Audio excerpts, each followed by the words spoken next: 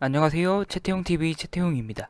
6월 4일 중앙방역대책본부 코로나 바이러스 관련 브리핑이 있었습니다. 해당 브리핑에서 정은경 본부장은 혈장 치료제 개발을 위한 혈장이 필요하다며 완치자들의 적극적인 참여를 부탁한다며 질병관리본부의 입장을 밝혔습니다. 저도 무심코 브리핑을 보다가 지난 3월 달부터 정부가 혈장 치료제를 추진하긴 했습니다만 이렇게 적극적으로 추진할 줄은 몰랐습니다. 만약 정부가 혈장 치료제를 더욱 적극적으로 추진한다면 혈장 치료제 관련주들은 움직일 수밖에 없을 것이기 때문에 혈장 치료제 관련주들을 분석해 보겠습니다. 어쨌든 최초 녹십자의 혈장 치료제 관련 임상은 7월에 임상 시작이 목표였는데 연구 개발을 위한 혈장 기증수가 부족해서 임상에 어려움이 따르고 있었습니다. 그러나 이렇게 적극적으로 정부가 홍보하고 나선다면 다소 허들이 어느 정도 해소되고 비교적 빠른 시간에 임상에 들어갈 수 있지 않을까 하는 생각이 들어서 이렇게 영상을 업로드하게 됐습니다.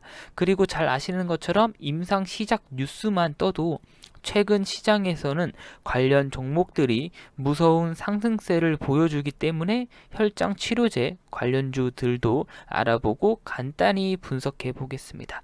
먼저 정부가 혈장 치료제 개발을 추진하고 있으며 혈장 치료제는 코로나 바이러스 완치자의 혈액 속에서 바이러스 항체가 있는데 이 항체를 추출해서 치료제를 만드는 겁니다. 그러니 당연히 완치자의 혈액이 필요한데 필요한 완치자는 적어도 100명 이상이 필요합니다. 그러나 6월 4일 현재까지는 18명 밖에 구하지 못했고 정부에서는 중앙방역대책본부 브리핑에서도 적극적으로 홍보에 나서고 있는 상황입니다. 혈장 치료제 포함해서 정부는 코로나 바이러스 치료제 개발에 1,000억 이상을 투자할 예정이고요. 약물 재창출에는 잘 아시는 것처럼 피라맥스나 레보비르 등도 포함되어 있는 겁니다. 앞서 말씀드린 것처럼 녹십자가 메인으로 혈장 치료제 연구 개발을 진행 중이며 최초 계획은 7월에 임상을 들어가는 게 목표였습니다.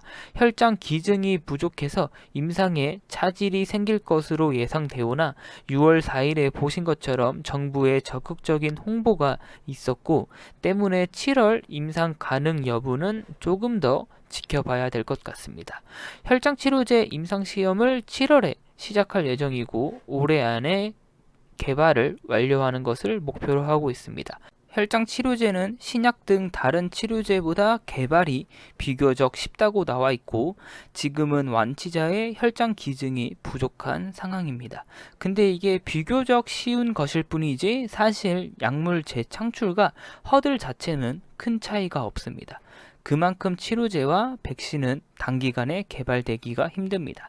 어쨌든 임상 시장 뉴스 혹은 기대감만으로도 순환매처럼 관련주들이 상승하고 있는 시장입니다. 따라서 무조건 혈장 치료제 관련주들이 무엇이 있는지라도 알아보는 게 좋겠죠.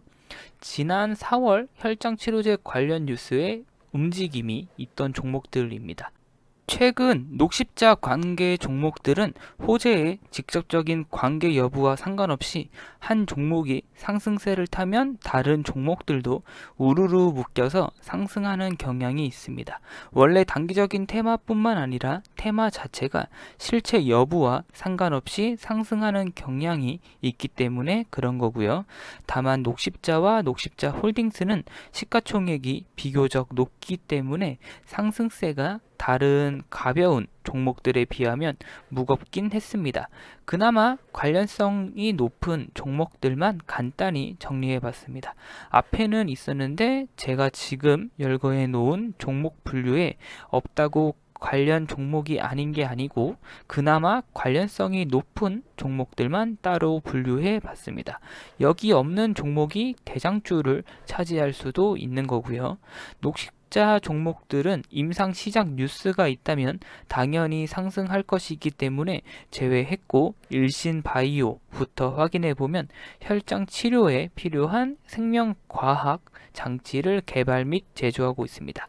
S맥은 상당히 낀 게 많은 놈인데 히토류도 있고 에이프로젠도 있고 뭐 그렇습니다. 그리고 기타 다른 종목들도 보시는 것처럼 혈장 관련 특허 보유, 제품 보유 등 다양한 혈장 치료제 관련 테마가 존재하고 있는 시장입니다. 종목 선별이 무엇보다 중요할 것 같습니다. 시가총액 확인해보면 녹십자는 1조 6천억으로 비교적 높은 시가총액이기 때문에 엉덩이가 무거운 종목입니다.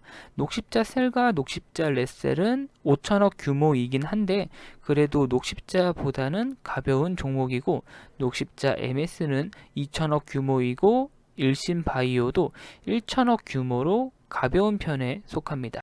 물론 가볍다고 대장주를 차지하는 건 아니지만요. 그리고 보시는 것처럼 이하 종목들도 비교적 가벼운 놈들도 있고 레몬처럼 5천억 규모의 종목도 있습니다. 녹십자가 임상에 들어갈 수 있다면 또 한번 혈장치료제 관련주들의 움직임이 있을 것이고 시세를 줄 것으로 예상됩니다. 이상이고 추가 소식들 있으면 바로바로 전달해 드리겠습니다. 구독과 좋아요 한 번씩만 부탁드릴게요. 감사합니다. 최태웅이었습니다.